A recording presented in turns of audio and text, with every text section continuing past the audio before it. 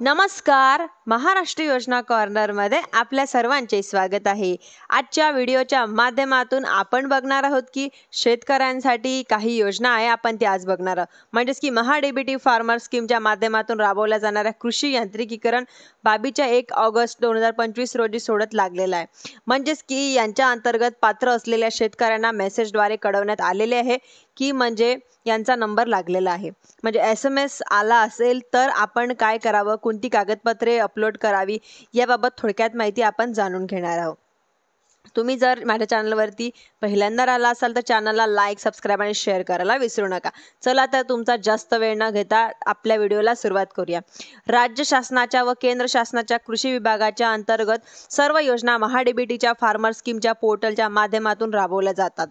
ज्यांच्यामध्ये प्रथम प्राधान्य तत्वांवरती आता निवड केली जाते आणि यांच्या अंतर्गत प्राधान्याने निवड झालेल्या शेतकऱ्यांना SMS द्वारे कळवण्यात येते की तुमचा नंबर लागलेला आहे की नाही. मोबाईल नंबर जर चुकीचा असला तर तुम्हाला मेसेज येणार नाही. मोबाईल नंबर बंद झालेला आहे तरी देखील तुम्हाला या ठिकाणी मेसेज येणार नाही.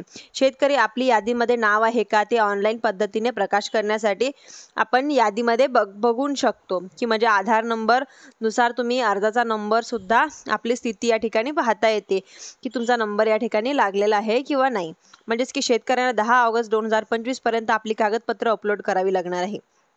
शेतकऱ्यांना SMS आले आहे किंवा ज्या शेतकऱ्यांना SMS आलेले नाही आहे परंतु विनर दाखवत आहे अशा शेतकऱ्यांना 10 दिवसांमध्ये आपले कागदपत्र अपलोड करावे लागणार आहे.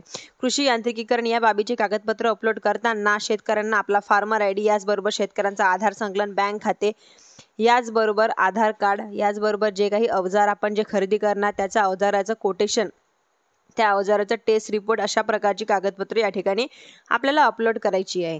म्हणजेच की आता कागदपत्र तर द्यावी लागणार पण कागदपत्र अपलोड करण्यासाठी पात्र आहात का, सर्वात महत्त्वाचं म्हणजे SMS आला असेल किंवा लॉग इन करून आपण कागदपत्र अपलोड करू शकणार आहात.